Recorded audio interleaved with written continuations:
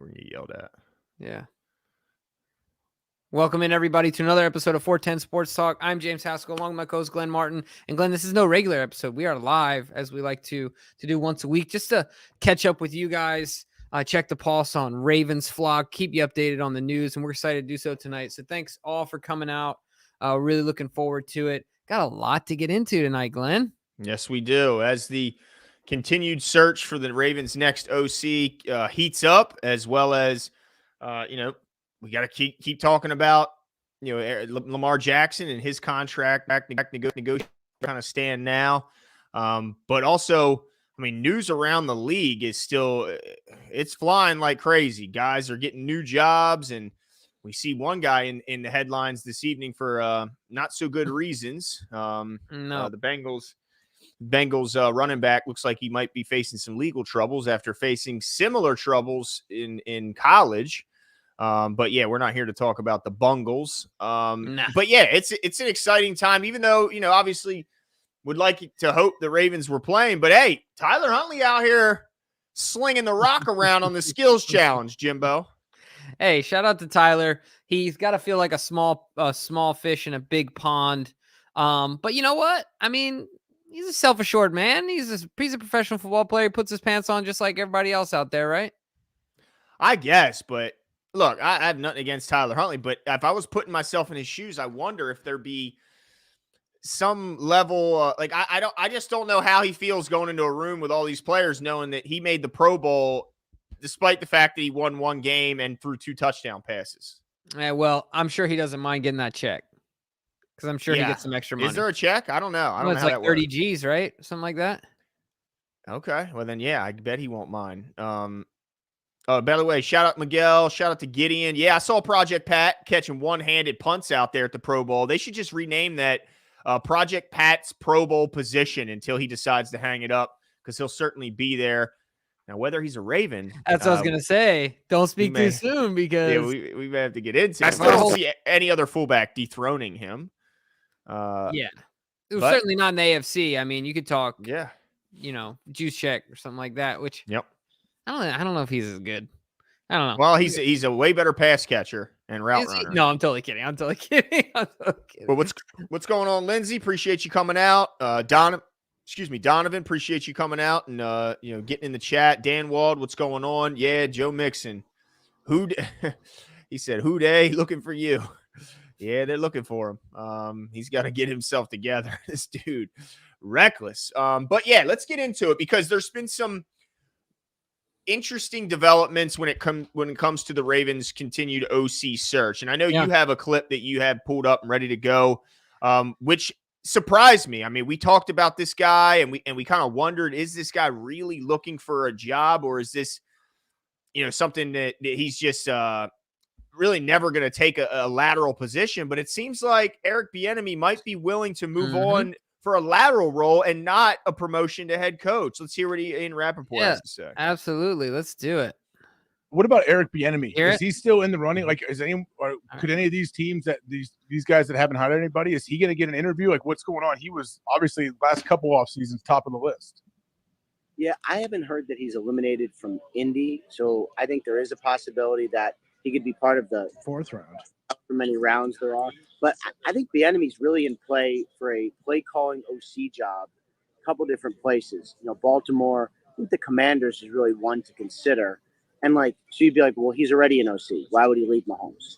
He shares play calling with Andy Reid. I mean, he does a lot of it, but he shares it. Right? That's breaking news again. Yeah. You said this before. That is massive news if that's the case. So that's what I wanted to get to. He does go on a little bit more to talk about what Bieniemy does. And, I think if I'm not mistaken, he does tweet out later just to say, Baltimore has officially requested Adam Schefter tweeted out that Baltimore has officially requested an interview with Eric Bieniemy. I'm guessing because, of course, they have the 2 weeks from now to the Super Bowl. Or I guess 1 week, really. But so he'll be getting an interview from the Baltimore Ravens. And just like Rap Sheet said, man, it's something that it has to have been discussed out in the open air that he is looking for a lateral role, because one other thing that Ian Rappaport says here is it's kind of stupid that, he has to go to a place where he's the sole play caller offensively to be considered later for a head coaching job. Because head coaching really has very little to do with play calling. It has much more to do with leadership, right? All that said, this is what the feedback he's gotten, and this is his path forward to where he wants to go next. So, Glenn, my only concern with Eric Bieniemy is that you've said this before. We're just going to be a temporary landing spot, right? For a guy that then is, because I don't think the Ravens are going to leave John, let him go. So then it comes Bieniemy using the Ravens more than the Ravens getting out of Bieniemy. He uses a healthy Lamar Jackson, we'll say, who could be motivated for a year. Lamar Jackson balls out. He looks like a wonder kid, right? And then all of a sudden, boom, he gets a head coaching job, and is that what we want? Yeah, that's the tough call. And also, what level, what is Eric Bieniemy bringing to this team, and how much of their success is just Andy Reid and Pat Mahomes? Well, Glenn, I'll say this. I do think he gets the job, though. All that I just said, I think he gets the job. And this is why I started thinking about something. We've talked about this before. It's funny because in a lot of ways, the Ravens and Kansas City, their offense manifests itself very differently, right? However, if you're talking about weapons on the outside, who the heck is Patrick Mahomes throwing the ball to? I mean, Scantlin is turned into his number one. And sure, he's better than any receiver we have right now. But my point is that they're built from a weapons perspective. It's hard to argue that they're built differently. Like they have an incredible tight end, and they have a band of guys at wide receiver. And if they've been able to make that offense go, and it's not just all Mahomes magic, if there's something underneath that makes that possible, maybe he's able to bring some of that to the Ravens. I know that was my thought. As far as a 1-for-1 match goes, I think it makes sense. I think he ends up getting the job. Yeah, but I see what you're saying. They don't have a bona fide number one. I mean, outside of Kelsey, but just on the outside, they don't have a bona fide number one. But I will say, I think it's fair that Juju Smith-Schuster would be the number one if he was here. Or Scantlin. Yeah. So they still have better than the Ravens, but I think your point is true. They didn't have that elite wide receiver core, and they led the league in passing touchdowns. They led the league in offense. So clearly they at least, they can look and say, look, I don't need an array of weapons to lead a team to the number one offense. But my question, I think, still remains is how much of that was Andy Reid and how much of that was Pat Mahomes? And so how much, are we really getting with Eric Bieniemy? And then let me ask you this, Glenn, really quickly. In to that question, do you think that John gets any extra insight having worked for Andy and seeing how he operates and seeing how he leans on his OC and doesn't? Do you see what I'm saying? Like, do you think that maybe helps John get a little bit extra insight into knowing, all of us want to know how much is Andy, how much is Eric, but John, at least in my mind, might have a little bit better of an idea because he has that connection with Andy Reid. What do you think about that? Well, I think what you might be able to do is, depending on how do you think their relationship is good enough to the point where John can reach out to him and ask him a recommendation? Like, hey, man, I know this is your guy, and I know you're a busy guy right now, and we're technically competitors, but what's your thoughts on Eric? Like, do you think they were that close where he could reach out to Andy and ask him his true opinion on Eric Bieniemy's impact on that offense? I'm going to be honest. I think Andy Reid is one of the nicest head coaches in the NFL. And so I think so. I think Andy would. I think his niceness has played out poorly for Andy Reid sometimes. You think it'll trump his competitiveness? I do. Well, look, at the end of the day, if the head of the snake is still there, then yeah. But I would hope that the relationship was good enough to where he can reach out to him. And just, hey, what was exactly Eric's, role in this offense? Because I don't think Andy Reid was making down play calls, right? Like, didn't they somehow they split those duties? And I need to know what that pie looked like. It's funny in this video, Rappaport goes on to explain that they split duties, but Bieniemy was they were splitting calling plays. And then he walked it back and said, well, maybe he's not literally talking into the microphone. And then Boston was like, that's calling plays. And he was like, well, yeah, Andy and him are talking back and forth to each other. And obviously, they're deciding what plays to call. And he has a lot to do with the strategizing. So yeah, there's still that question out there, but there's so much more than simply just vocalizing it into the microphone. That's just the end result to all the other Right. things you've done beforehand. But my thing about the whole, and I agree with you. Like I would love to find an OC who simply wants to be an OC. He's excellent at it, has no desires to become a head coach. That would be an ideal, perfect world situation. However, that's probably not very likely, and certainly not going to be likely in the case of Eric Bieniemy, who's already taken multiple interviews trying to become a head coach, just hasn't gotten the job done. So I'm okay with the fact that there's a chance he could use this as simply a launching pad for a bigger, better career as a head coach elsewhere. Because I know that if he were to get hired as a head coach, that means he must have done a bang up job here, right? As the Ravens play caller. So while it would be disappointing to watch him have a great year and then possibly leave the very next year, I also understand that the Ravens would get compensation in that. We saw it happen when David Culley got hired as the head coach of the Texans. We would at the very least, get 2 third-round comp picks in compensation.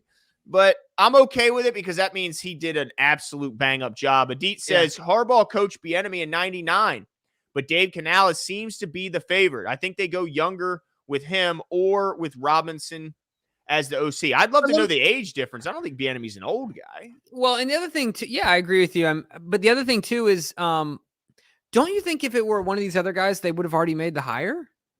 Like if they weren't waiting to see what Bieniemy has to offer. Well, they could at least be wanting to do their due diligence and at least do the interview before they make a decision. But if I wasn't as seriously considering Bieniemy, I wouldn't risk these guys getting nabbed by somebody else either. Because by leaving them out there, it's true. You know what I mean? These are hot. It's not only the Ravens that are connected to Robinson, that are connected to Canales and things like that. And these guys are flying all over the place doing interviews. So how much are you willing to risk if you're not taking Bieniemy seriously? So to me, that means that if they're still hanging out there, Bieniemy is the preference. It's the way, at least, that I interpret it. Well, I think that's fair. I mean, not to say that, like, I don't think he's by any means assured the job. I mean, if he comes in and doesn't blow him away with an interview, and they've already requested a second interview, and I don't know if it's been actually taken place yet or not, but I know they've requested a second interview with Canales. I don't think they would just do that for formality. I think there's serious interest there, but they want to make sure they do their due diligence and interview all potential worthy candidates. So, yeah, I mean, I'm okay. I just, how do we know, right? Like, you don't know how much of it was Andy Reid and how much of it was Pat Mahomes. But what we do know is that at least for him, he can say, look, it don't matter if I win 10 titles here. I'm not getting any credit. Right. Mahomes is getting credit. Andy Reid's getting credit. I'm going to be an afterthought. I'm not getting credit ahead of Kelsey. I'm not getting credit ahead of Spagnuolo, who's the defensive coordinator. There's a long list of credit before you get to him. Yep. If he comes here, comes here and has a bang-up job, I'm sure it's going to be Lamar because all quarterbacks get the most credit. But he'll probably be right behind Lamar because they're not going to give the credit to John Harbaugh, since the biggest criticism is that he doesn't have his own offense or defensive system and doesn't make play calls. So I think he'd get probably the second most credit behind Lamar Jackson if he won here. Yeah, certainly when the camera pans over to the coaching staff, just like you said, and all the other people on the Kansas City sideline, it's very seldom that you see Bieniemy unless he's like in Andy Reid's shadow and they're just kind of like walking back and forth on the sideline, right? Like he happens to be in the frame, which is, but how many times do they pan up and see Greg Roman in the booth? Yeah, just right. So curled up brow. Yeah, exactly. So all that, like you said, all that will be Bieniemy. So yeah, good point there. And it's just going to be interesting to see. Really interesting to see here. Tariq Kakik says, "Does Bieniemy call the running plays? ? Run coordinator. I don't think he would take a run coordinator role if that's what you're asking. I don't think he's going to take a demotion. I think he's clearly, obviously qualified to be an OC. Well, that's the only thing he's interested in, is down to down every play call. Right. Exactly. It's the only thing. Yeah. But I don't know if he calls the running plays in Kansas City. I don't know. If he does, then we got a problem. Well, then he just doesn't do enough of it, because that's the only criticism, is they don't run it enough. He lobbies for it every play, and Andy just mutes his mic. Just shuts him right. He goes over to him and flips up the mic on Eric's literal headset. He puts him in a timeout, like the people in the chat. He just 5-minute timeout, Bieniemy. You need to calm down. Okay, Yeah, come back. speaking of that, I had to put somebody in timeout. That's what I was saying. Yeah, exactly. I had to do it. What's going on, Lisa Ann? What's going on, Tanja? Adam78. Appreciate you guys coming out and your continued support. But I wonder if, like, so when you see Dave Canales, he gets his second interview. He had this breakout season, kind of revived the career of Geno Smith. And I don't care what anybody says. I think when you look at Coach of the Year, I don't know how what's his name out in Seattle? Pete Carroll's not getting more. If you look at where they were projected to end up and the fact that they made the playoffs.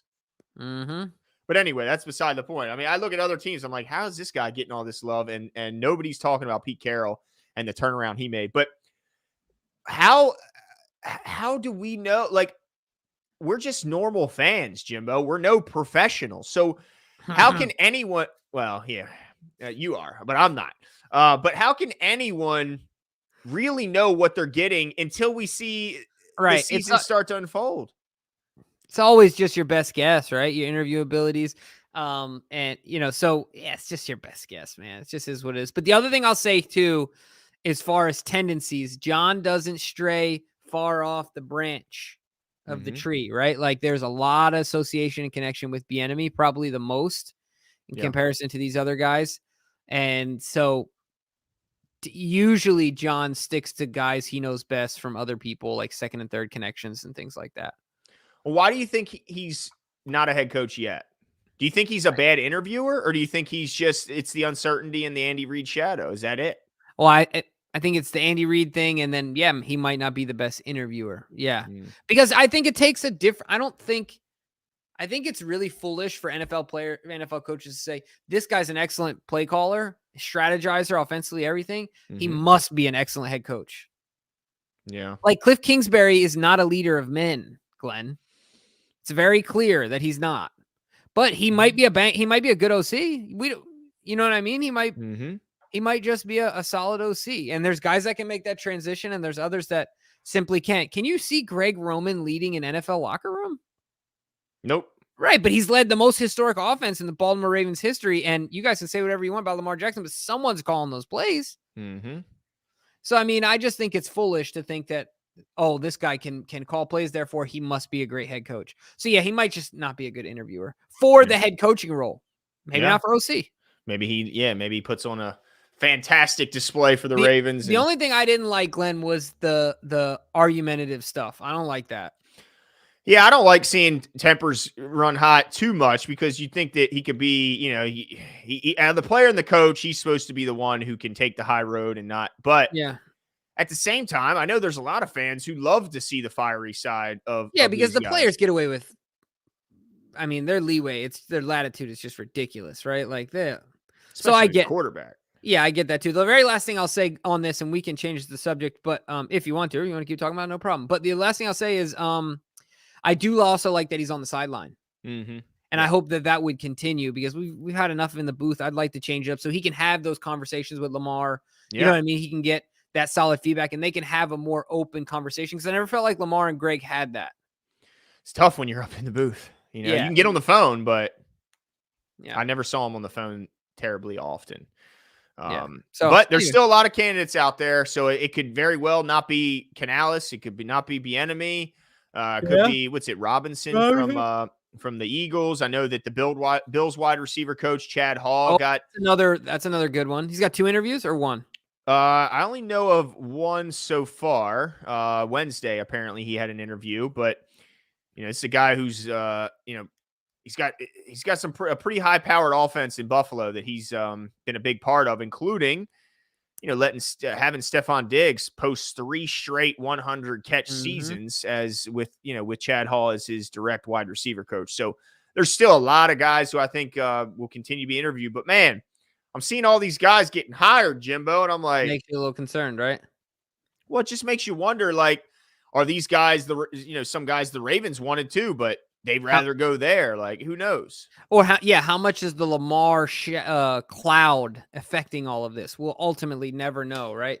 It's so crazy how far-reaching this thing is, because nothing will be moving at 100% till there's a resolution. Nothing. Everything, all of the issues will come back to this. Jimmy, are you sleepy? No, why? Lisa Ann's asking if you're getting sleepy. No, I mean I get up at 6 a.m. every day with my kid, but yeah, but he's a gamer. He's a trooper. Yeah, I'm good. Tariq says a name that came up first when Roman was OC was Willie Taggart, a creative run-first coordinator, Gulf Coast offense. Maybe he is the guy in the back. Well, I only know Willie Taggart from his brief stop. I believe, is this the guy who went to Florida State and yeah. And him and John and Jim know each other well, right? I forgot how they know each other well, but they do. Yeah, I don't know. Honestly, I don't Didn't know we have enough about an interview with him in season? Remember? Something rings a bell, but I just don't know enough of it. I thought I remember him as a guy who went to Florida State and had a pretty bad run of it. Yeah, he did. Yep. And ended up getting let go. But so I don't know. I don't know enough about him, honestly, to make a educated call on that. But I will say that his last stop didn't look great. But maybe he's a guy who, like Jimmy said, is just more of an OC than a head coach, and maybe being the leader of the program at Florida State just wasn't his gig. But yeah, I'm open to them literally interviewing anyone and everyone for this spot because they need to nail this. They absolutely have to nail. There's too much at stake right now with the uncertainty at quarterback that they got to nail this position. They got to get a guy in who Lamar, not only is Lamar, excited about, happy about, but also we got to get a guy who's willing to come up with a plan if there is no Lamar. Like, we got to have a guy who's willing to audible and go a different route in case the worst case scenario happens and he's no longer the coach, which I'm going to hope like heck that's not what happens. Yeah, 100%. I mean, I'm with you there. Oh boy. Yeah. But let's get into I think this draft is extremely important. I think it's fair to say with 5 picks in this crucial of a time right now in this franchise that this is the most important draft we've seen in a long time. And I appreciate it. Lisa Ann making sure we don't forget our wives on Valentine's Day, Jimbo. You got it in the calendar? Oh, my wife's birthday is the day after, Lisa Ann, so don't worry. Oh, you ain't forgetting nothing. No. Actually, I don't even know where she went. She was sitting right here. Now she's gone. But yeah, no, we got a whole week planned. Don't you worry. I bet. Oh, if I know anything about this is going to be a pricey week for Jimbo Slimbo. It could be potentially. Okay. All right. So do you agree that this is, is it fair to say that this is at least one of the most important drafts we've seen in a long time? Yeah. Isn't it crazy? I feel like we say that every year, but every year it's true. And you're absolutely right. Based on the fact that we just don't have a lot of shots to take in this draft. And oh man, we don't have a lot of shots to take. We also don't have, it's not like we have a ton of holes, but we have things at positions that we're going to have to get creative with, obviously wide receiver amongst others. So yeah, there's a lot riding on the top end of this draft. The Ravens always do well in the middle, later rounds and things like that, finding value and stuff. And generally we do well at the top all throughout the draft, but that first, I'll say the top of the top, right? Like I think Nipsey Hussle says that. Check out that Nipsey Hussle quote. How about that? Or rest in peace, my man. But that first pick in that first round is crucial. He's going to have to be a day one contributor. Yeah. Oh, no doubt. And I think a lot of people are assuming that they'll address the need at wide receiver. I'm not so sure they go there with their first pick, considering they've done that with in recent history with wide receiver. And the fact that they're so limited. And let's be honest, the draft, no matter how much you think you got a guy and how much your scouts tell you he's a can't miss guy, it's still a crapshoot. And so I'm hopeful that the Ravens can address the wide receiver position through either a trade or free agency. Now, I get it. It's slim pickings out there, certainly in the free agent market, but I still would like to see them address it. But either way, they're going to need to nail these picks. And I think a lot of people are assuming they'll make trade back. But either way, how many picks they end up with, they got to absolutely nail them. So I want to take a quick peek back at their draft last year and kind of go over some of that, because I think as the season kind of unfolded, the draft looked better and better as the year went on. So let's start right at the top, where they drafted first overall, is Kyle Hamilton, the safety out of Notre Dame. I think a lot of people were unsure as to why they would take a safety that high when they had two pretty good ones and just paid one in Marcus Williams. But I mean, what was your thoughts on? But I want to know your thoughts during the, like in the middle of the season or the beginning of the season, and how they kind of developed throughout. It was certainly a roller coaster, right? Because I was super stoked about him when we drafted him, and then early on, you started to see some things that were concerning. I'll tell you when I got concerned, Glenn, is when we went to practice at M&T Bank Stadium, and he got cooked. He didn't get a finger on the undrafted kid. I forgot what was his name. Yeah, fast little guy. Fast dude. And he didn't get close. I mean, he couldn't have smelled his fart if he wanted to, right? Like, no chance. He was that far away. So, I was nervous. And then, there was another time where he committed. Was that the Bengals? Oh, that was the Dolphins. Remember the Dolphins game when he was letting people run wide open? Yeah, well, that was terrible. But wasn't it the first Bengals game where he let up a touchdown as well on the left side of the end zone? Anyway, there were some moments. It wasn't a touchdown. It was a terrible penalty is what it was. Okay. He panicked. Oh, yeah. He grabbed the guy, the tight end, I think, in the red zone. Yeah, and I think that was that Bengals game. But anyway, it really rounded out for me. They found a sweet spot for him, and they got a lot of value out of him, and now we're excited to see him moving forward. I mean, my emotions were all over the place. My only concern moving forward is that when Chuck Clark leaves, because I think he gets traded, and his role expands, do those shortcomings start to get more and more exposed? My only concern. But overall, to kind of round this out, for me at least, I got to give him an A-. Yeah. Because the dude just became our second best tackler, super physical, stuck to tight ends like glue, and played really good football later on in the season. Also became one of our very best blitzers too. I mean, there you go. That's another one. Yep. Impact he made as a pass rusher was phenomenal. And I think part of that, so long for a DB. Yep. And so instinctual. So he's just a football player, Jimbo. And I think when you look at, you look at PFF and how they grade out each, different thing that he's asked to do. If you look up and down the safeties, it's like peaks and valleys. We got guys who are really good in coverage, but not so good against the run, or can cover really well, but the pass rush is terrible. I mean, every single category in which Kyle Hamilton was graded, he scored at least an 83 and as high as an 88. And the reason, pass rush grade, good. Coverage grade, good. Run defense, good. Overall, good. I mean, he was the number one rated safety in all of football, according to PFF. Better than, Minka was at number 3, Tyrann Mathieu at number 5. We got Jimmy Ward from the Niners at 6. He got rated higher than all of them. And it's hard to even find a single category in which any of those guys were better than him. I see one.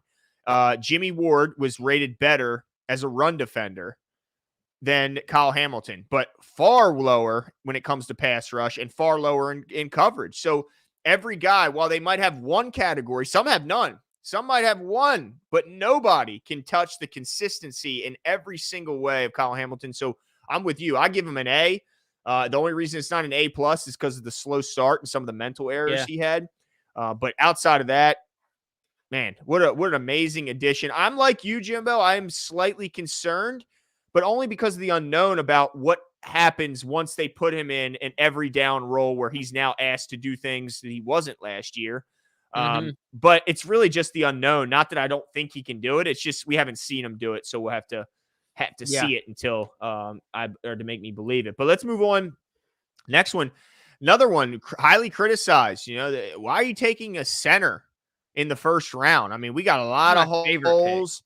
Yeah, there's pass rush. We need pass rush. Jermaine Johnson, I remember, was still on the board. Everybody wanted him out of Florida State.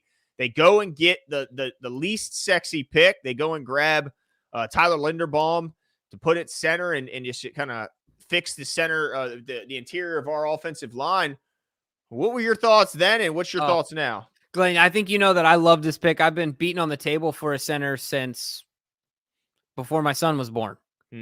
Right? I mean, it's been a long time. I've wanted the Baltimore Ravens to take a center, and I'm happy that they did. I think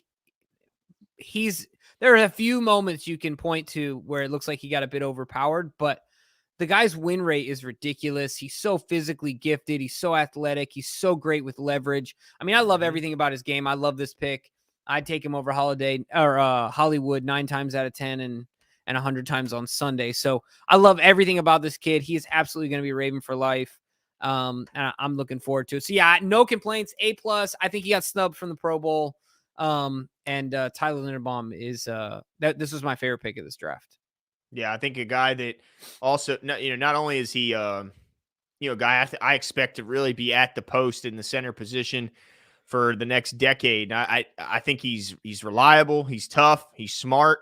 I think he's only going to get bigger and stronger because, as somebody, I think Z the Beast is pointing out in the comments, that DJ Reader gave him fits. He did. Big, strong guy. Gave him problems, but Tyler won his fair share, and evidenced by the success they had on the ground. He certainly won his fair share. He also, I love the fact that he's one of those guys that just gets under the skin of the opposing defense. I love a guy, especially when it's a lineman, because every play they get to explode, especially in the Ravens run offense, and hit you in the mouth. And as mad as you are, guess what? In 30 seconds, here he comes again. And then 30 seconds after that, here he comes again. I just love offensive linemen that have that nasty in them. He certainly does. And like Kyle Hamilton, Tyler Linderbaum, both the first round picks, Jimbo, named to the all rookie team this season. Impressive. I didn't see any other team with 2 rookies on the all rookie team. So to not only nail it with your first overall pick, but to hit it out of the park with your second one as well. Impressive. He was the 9th rated overall safety. 6th overall rated center in the National Football League in a rookie year where it's obvious he needed to put on some more muscle. I think with a full off season, he had no surgery scheduled, so he should be able to just work on getting himself stronger, continue to develop his technique. And man, I think we're going to see, as good as Tyler was in his first year, Jimbo, he's going to be an absolute monster this upcoming year. Yeah, the only thing you're concerned about is a guy who's nothing but a worker getting in the gym. Right. You have nothing to be concerned about then. You know what I mean? He's yeah, sure. He doesn't have the biggest frame in the world, but there are things that he's learned repetition over repetition, year over year, that you just can't teach. I don't think to someone who hasn't been doing it from the time they're a child, right? Like his natural ability to always gain the upper hand when it comes to leverage 99 times out of 100 is impressive stuff, man. It's no doubt. And I'm glad he's here. So yeah, A for me. Who we got next? This is an interesting one. David Ajabo. Oh yeah. Brought in really for this upcoming year. And anything he gave us last year was kind of a cherry on top. Didn't he have better stats than his counterpart? I'm just kidding. I'm making a joke here. I don't know if he had better stats, but he certainly made more of an impact in a short amount of time because he made his presence felt immediately. I think this year getting him out there was good for him just to kind of dip his toe in, but I don't think we've seen a David Ajabo yet. Like I think we saw a lesser version of him as he continues to work to get back from the injury, but I don't think Ravens fans have seen really what David Ajabo is going to bring to this team yet. Yeah, I agree 100%. It's hard to grade that one other than just based on the value, even in the short spurts that we had. But the one thing I will say that I hope he does, as well as, we talked about Tyler Linderbaum, but I want him to remember Mark Andrews had like the college bot as his first year. You could tell he was a rookie. And then the next year you were like, all right, this dude is an NFL professional. Yep. Right? It was different. So I hope that David Ajabo goes through that a little bit as well. We could get a guy that, man, he's going to have to, but I think he's going to have a huge impact next year. So, but yeah, it's hard to grade it. It's incomplete at this point. Yeah. I can't put a letter grade on there either. Without being, I would just sound like a monster homer because I did like what I saw from him, but just didn't see enough. So That one we'll have to rate as incomplete. Now the next one, Travis Jones, defensive tackle out of UConn, came out maybe the worst college team in college football. Like they were so bad that people are like, wait a minute, you're drafting somebody from where? UConn. But after the injury to Michael Pierce, Travis Jones was thrust into a big time role.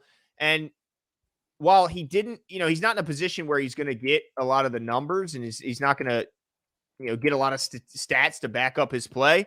I thought for a rookie, I thought he played well. I thought he fought. He battled in there. He had some flashes, had some plays that kind of jumped off the screen at you.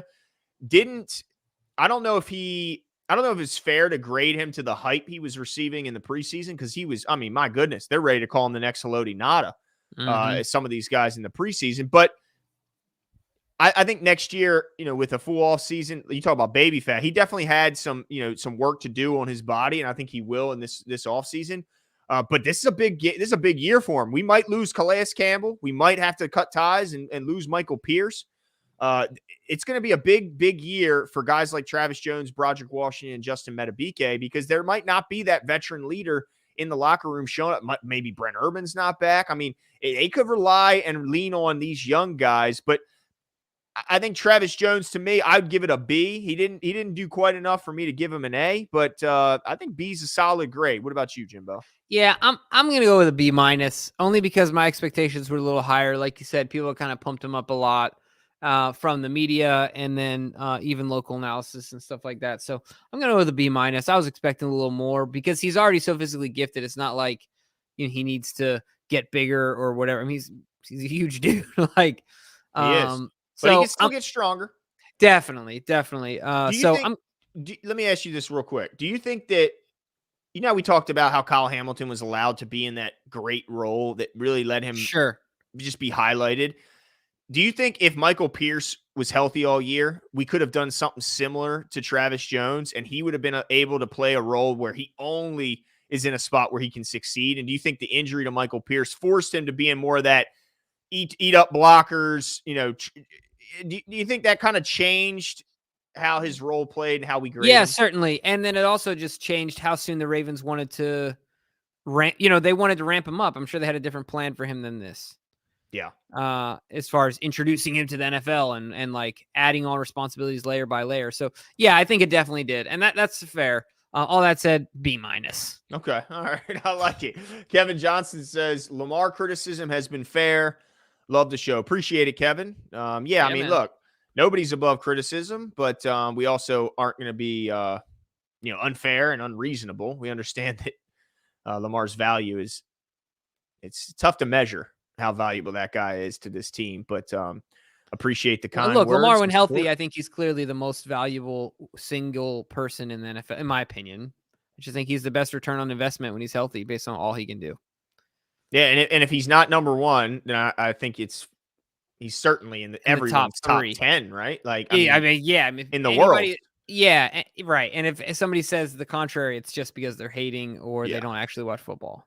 Right, exactly. But I will say Travis Jones, getting back to Travis Jones, he rated as the 61st best interior defender in the league, which, look, how many interior defenders are on each team, Jimbo? I mean, being 61st isn't horrible as a rookie, that's for sure. Chris Jones was number one for obvious reasons. But Travis Jones, I think, will make a big leap in this next year. But, it's a B for me as well. All right, let's get into the next one here. We got Daniel Faalele, a guy who we saw a good bit early on, didn't see the rest of the year, thank goodness, because that means the Ravens stayed healthy. But what were your thoughts on the big fella? Yeah, you know what? I'm going to give Faalele a B+, Glenn. Now, there's some bad tape out there on Faalele from this year. He got beat pretty bad. But the reason I'm giving him a B+ is, one, he got put in at left tackle for a little bit. He had never played left tackle. Two, he is new to football, period. Three, every time, the thing I wanted to see out of him was every time where he got beat badly, was he physically and mentally able to overcome it and adjust?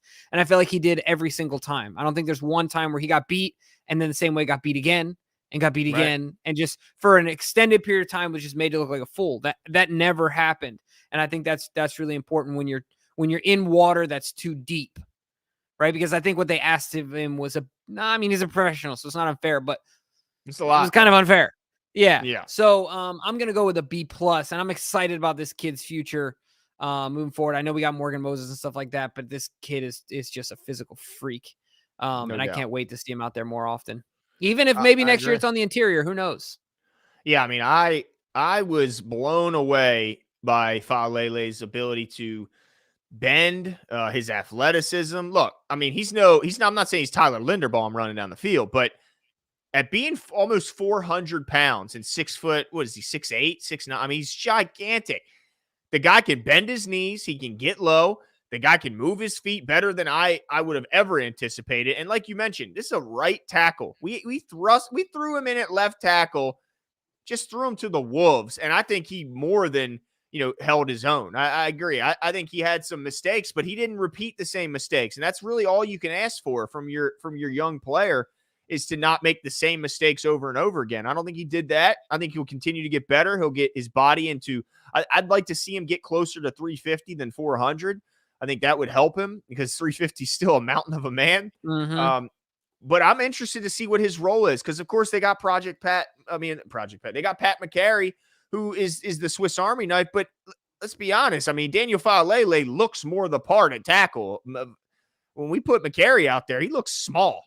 So I like the size, I like the athleticism, and I like the potential around Faalele. So I'm with you. I give it a B+. The only reason it's not higher is because he just didn't have enough opportunity. Yeah, we didn't see enough. You know what I mean? Yeah, but which is okay. That's what we wanted, because we I think we both readily admit that Morgan Moses and of course Ronnie Stanley are far better. But just it's encouraging to know if they had to, certainly at right tackle, I think they could get by. Okay. Now, next one. Now, really quickly, though, the only thing I would say about the weight is I would not be so much concerned with him. I would not be so much concerned about the number as I am the way he carries it, because he's heavier than Orlando Brown, and they look very different the way they carry their weight. Right. So to me, it's going to be interesting to see how he carries it. So I wouldn't get too caught up on the number, because I'm willing to bet that he has tree trunks for legs.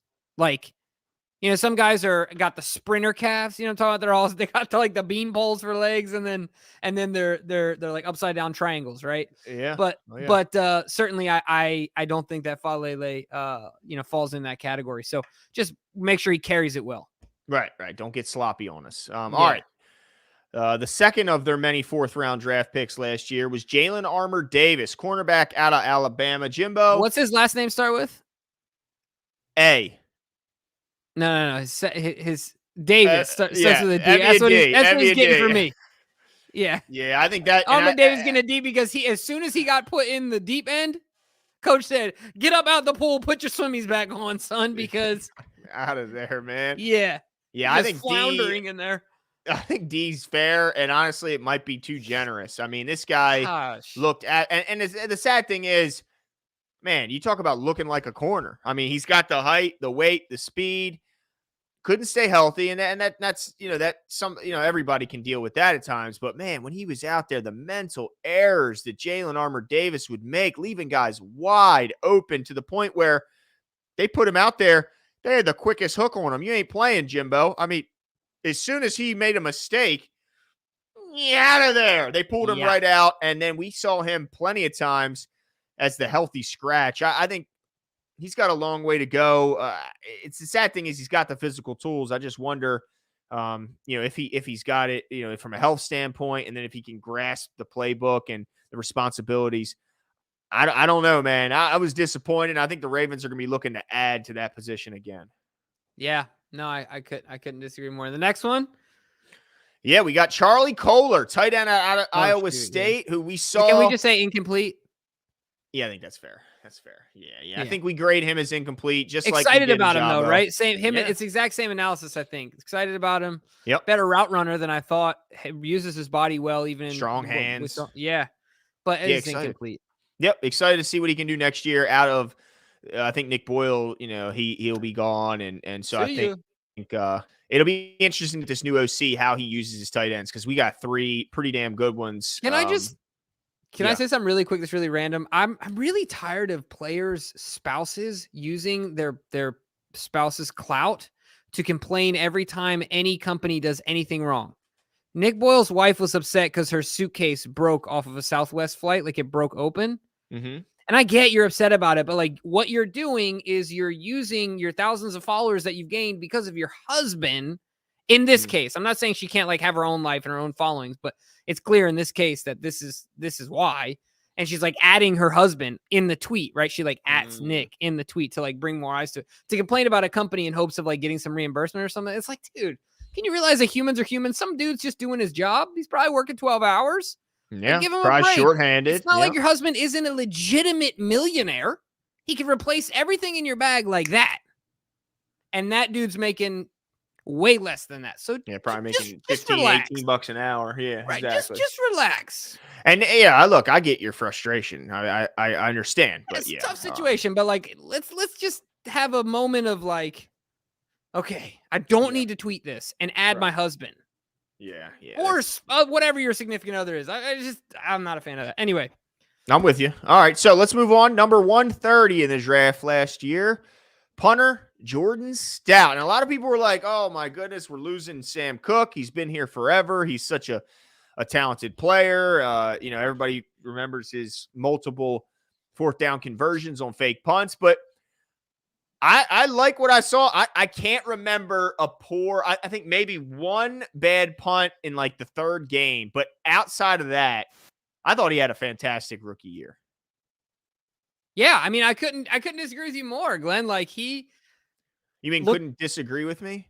I couldn't disagree with you. That's correct. There you go.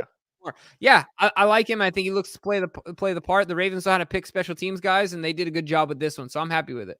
Yeah, he knocked it out of the park, and man, he's a big, strong guy at tight end too. That's the one thing I noticed was he's got some arms on him. Wait, you talking about punter? Or punter? Yeah. Jordan Stout. Wait, really quickly though. So my grade is that you said tight end.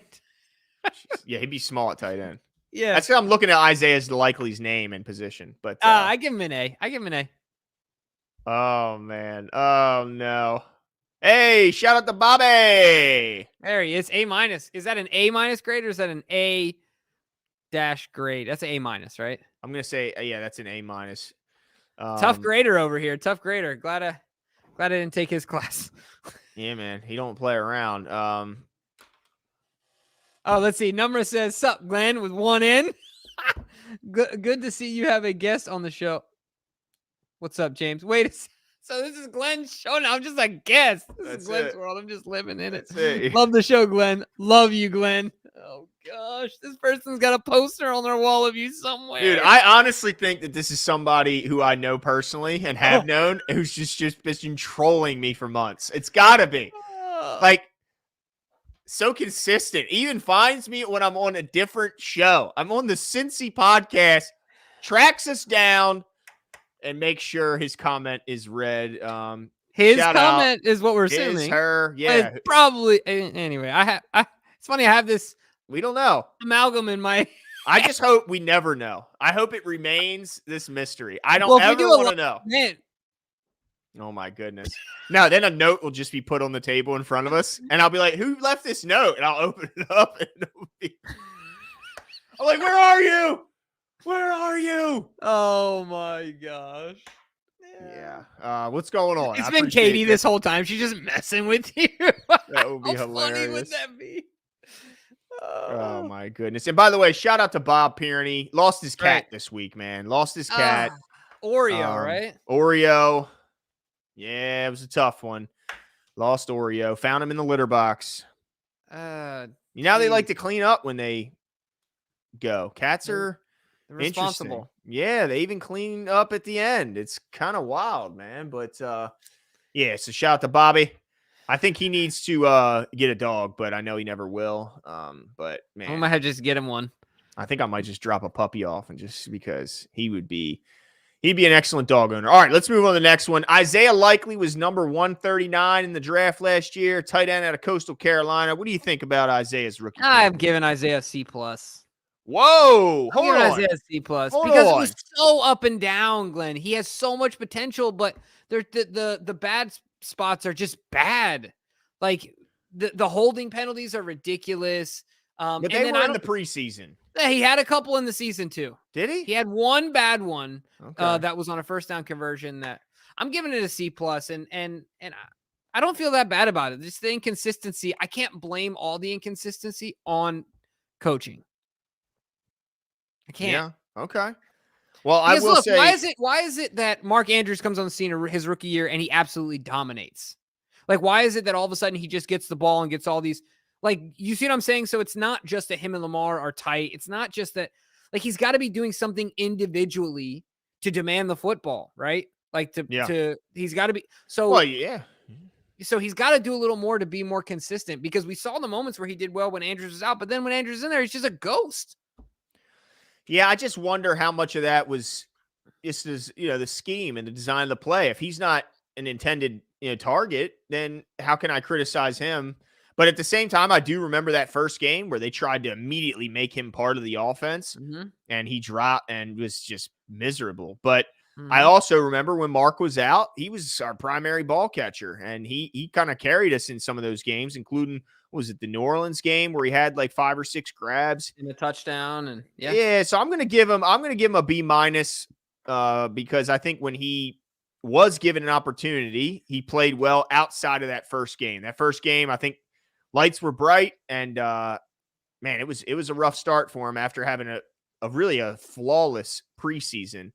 But I'm still excited about Isaiah Likely. I just wonder what value him and especially Charlie Kohler are going to have in this upcoming, new offensive coordinator's, scheme, because there ain't no tight ends, no OCs running 3 tight end sets and actually throwing it to their third tight end or actually involving their third tight end. Well, there's some scuttlebutt around the water cooler at work that he's going to be our next number 1 wide receiver.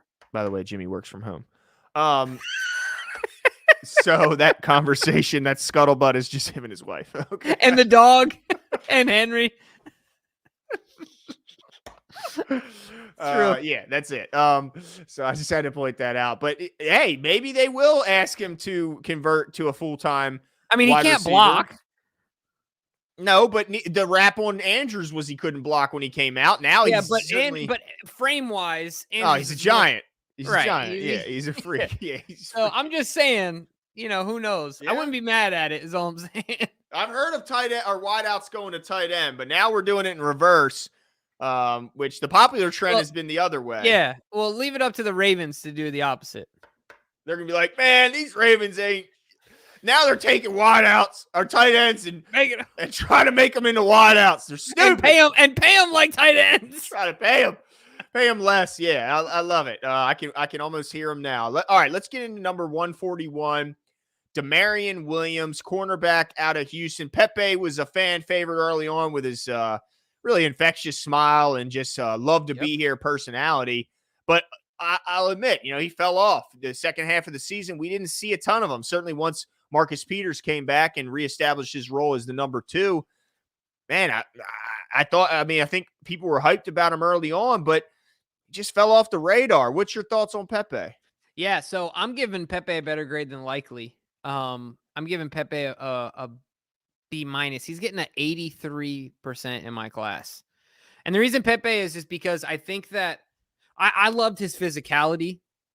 I loved his aggressiveness. I agree with you that he fell off in the second half, but I didn't see him out there as much in the second half of the season. Yeah. So I feel like, to me, in his rookie year, if you had to check the things off that I needed to see, he has the quickness. He seems to have the smarts to keep up. He has the aggressiveness. I think he's a good tackler. He welcomes physicality. Like, all those things are important to have a guy at his size and his position to have a successful career in the NFL. So I'm rolling with a solid B. He's just getting a B for me. I think he had a decent rookie year based on the opportunities he was given.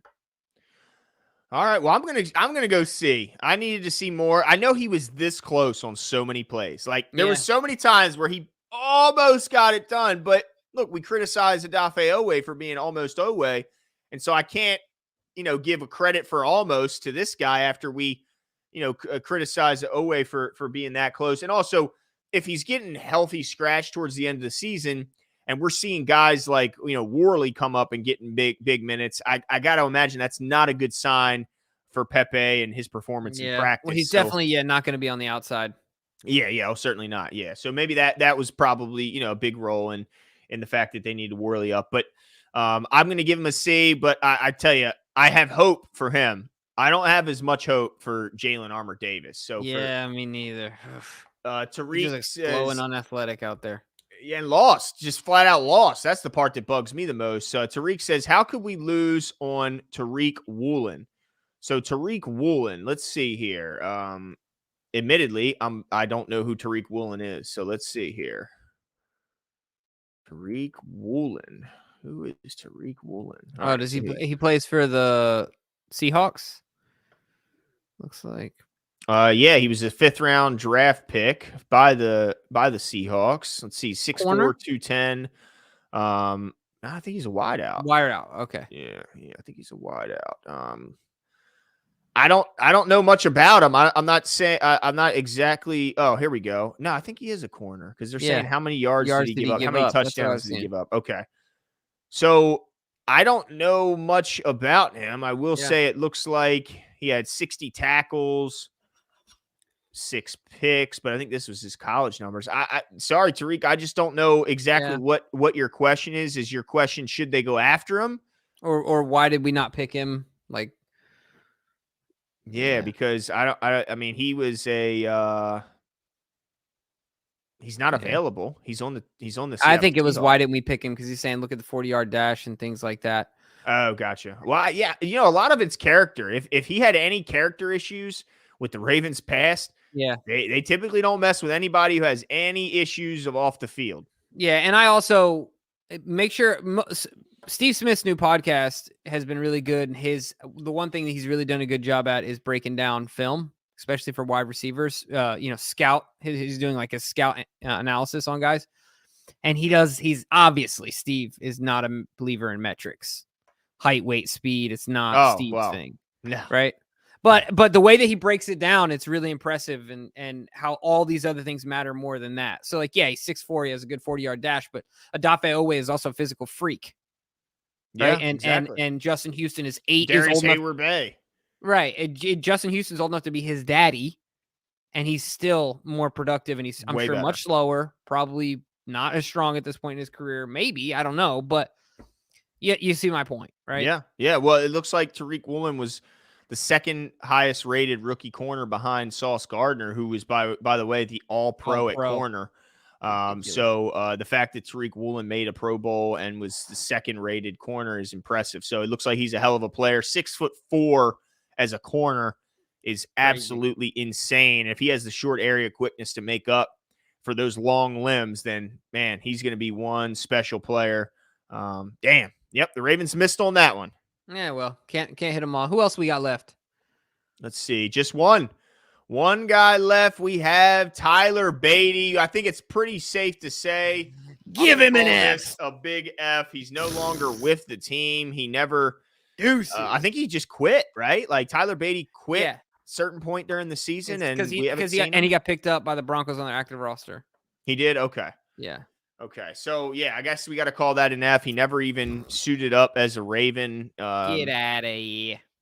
In the regular season. So he's certainly an F there, but that's a lot of picks, Jimbo, and the Ravens have half of those in this up draft, at least as it currently stands. I think it's likely to assume the Ravens will use that 1st round pick to trade back to acquire more picks, but it's no guarantee. If they have a guy that they fall in love with that's there, then I wouldn't be shocked to see them take him either. Shout to Hands Picked in the comments section. Craig says, random, not exactly Ravens related, but how do you feel on the leak on Mixon? Yeah, I feel like not shocked. What did the guy say when he got up to the podium? They are who we thought they were. Without him off the hook. Yeah, I mean, this is a guy who had issues like that in college, so I'm not stunned. It's so hard for me to have grace with people like this. Someone who premeditated, walked out, and came back. And to hit a woman is just he's a whiz. Yeah, it's pretty rough. And now he's putting a gun to a woman's head, apparently, is what I'm hearing, or pointing a gun at a woman. I swear, if his lawyer starts blaming CTE, I'm gonna lose my mind. Yeah, I tell you what, as much as those fans love P. Ryan, I can tell you this: I bet Cincinnati fans are ready to run Joe Mixon out of there. Yeah, man. Bye. Yep. Yeah. I think he's the most overrated starting running back in the NFL. Period. Dang. Big words from James Haskell. But that's right. We're going to keep you guys up to date on the continued search for the Ravens' next OC. Of course, update you on any and all news surrounding Lamar Jackson, Ravens negotiations.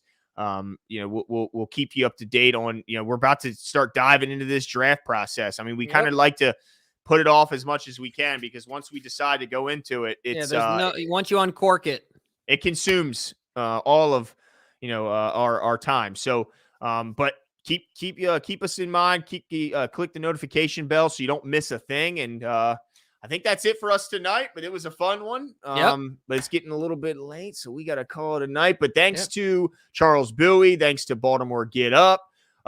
Miguel was constant in the comments there. Appreciate you. Tariq, thank you so much for your participation and your support. King Tay, what's going on?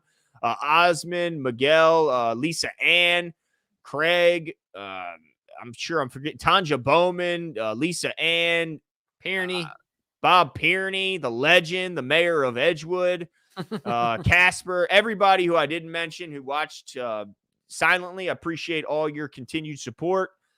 Have a good night. See ya.